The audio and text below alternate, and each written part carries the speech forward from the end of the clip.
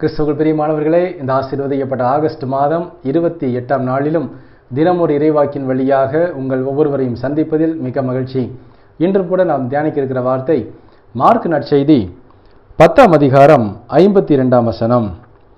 உமது நம்பிக்கை உம்மை நலமாக்கிற்று. ஆமென்.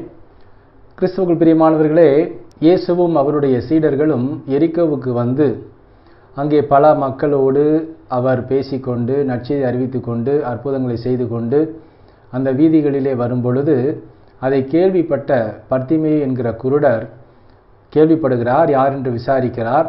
உடனடியாகவே அவரை பற்றி தெரிந்த உடனேயே தாவீதின் மகனே எனக்கு இரங்கும் என்று அவர் உரக்க கத்துகிறார். ஆனால் அருகில் உள்ளவர்கள் அவரை அதட்டுகிறார்கள். ஆனாலும் இவர் இயேசு மகாராஜா ஆயிற்றே, இவர் நிச்சயமாகவே எனக்கு ஒரு அற்புதத்தை செய்ய அவரால் கூடுமே என்ற விசுவாசம் நம்பிக்கை அவருக்கு உறுதியாய் இருந்த காரணத்தினாலே மீண்டுமாக உரக்க கத்தினார் என்று வாசிக்கிறோம். அப்படி உரக்க கத்தும் பொழுது இயேசு மகாராஜா அதை கேட்டு அவர் யார் என்று விசாரிக்கிறார். அவரை அழைத்து அவரிடம் கேட்கிறார், உனக்கு நான் என்ன செய்ய வேண்டும் என்று. இந்த ஒரு இடத்திலே மிகப்பெரிய ஒரு ரகசியத்தை நாம் புரிந்து கொள்ள வேண்டும்.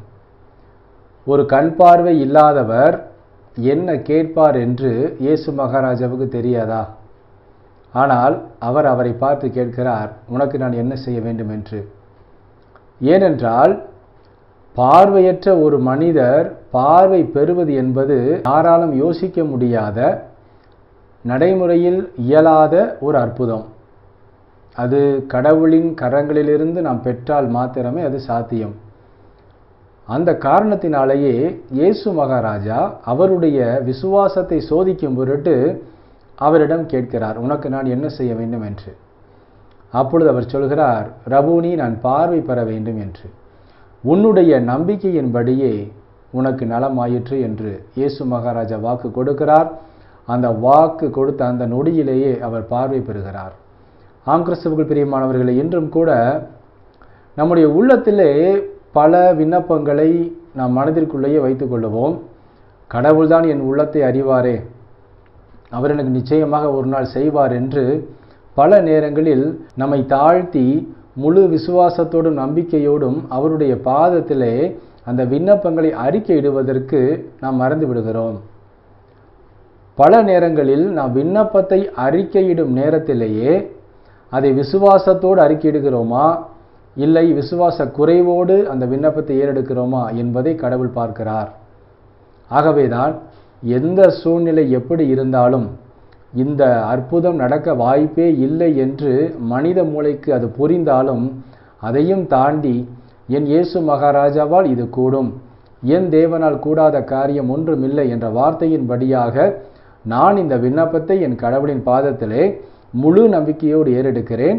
அதன்படியாகவே நான் நலமாகி விட்டேன், அதற்காக இயேசப்பா உமக்கு நன்றி என்று நம்முடைய விண்ணப்பத்தை ஏறெடுக்கும் அந்த நொடி பொழுதே அதை விசுவாச அறிக்கையாக ஏறெடுத்து அதற்கு நன்றியும் செலுத்தினோம் என்றால் எவ்வளவு விரைவாக அந்த அற்புதம் நடக்கும் என்பதை நீங்கள் வியூகித்திருந்தீர்களோ காத்திருந்தீர்களோ அதைவிட விரைவாக அந்த அற்புதம் உங்களுக்கு நடக்கும். ஆம், கிறிஸ்துவுக்குள் பிரியமானவர்களே, நாம் ஏறெடுக்கும் ஜெபங்கள் கருத்தாய் இருக்க வேண்டும். நாம் ஏறெடுக்கும் ஜெபமே நன்றியாக மாற வேண்டும். நம்முடைய விசுவாசத்தையும் விசுவாசத்தின் உறுதியையும் கடவுள் பார்ப்பார். அதன்படியாகவே நமக்கு அற்புதம் செய்வார். இந்த நாளிலும் கூட இந்த அருமையான வார்த்தையை நம்முடைய உள்ளத்திலே பதிப்போம். இது நடக்கவே முடியாது, இது என்னுடைய வாழ்க்கையில் மாறவே மாறாது என்று நம்பிக்கை அற்றவர்களாக, நம்பிக்கையில் குறைந்தவர்களாக இதுநாள் வரை நாம் எந்த காரியத்தை நம் உள்ளத்திலே வைத்திருந்தோமோ அந்த எல்லா காரியங்களையும் இன்று நன்றி அறிக்கையாக விசுவாசத்தோடு கடவுளின் பாதத்திலே அறிக்கையிடுவோம். இன்றே ஒரு அற்புதத்தை கடவுள் நமக்கு செய்வார், நம் ஒவ்வொருவரையும் சாட்சியாக நிறுத்துவார். ஆமேன். நாம் ஜெபிப்போமா? அன்புள்ள இயேசு மகாராஜாவே, எங்கள் அன்பு தகப்பனே, இந்த ஆசீர்வதிக்கப்பட்ட புதிய நாளுக்காக உமக்கு கொடான கொடி நன்றி அப்பா. இந்த நாளிலும் நாங்கள் பெற்றுக்கொண்ட இந்த வாக்கின்படியாகவே எங்கள் நம்பிக்கையின்படியாகவே எங்களுக்கு அற்புதத்தை செய்யவும் எங்களுக்கு விடுதலை கொடுக்கவும் நீர் வல்லமையுள்ளவராய் இருக்கிறீர் அப்பா. அதற்காக உமக்கு கோடி கோடி நன்றி செலுத்துகிறோம்.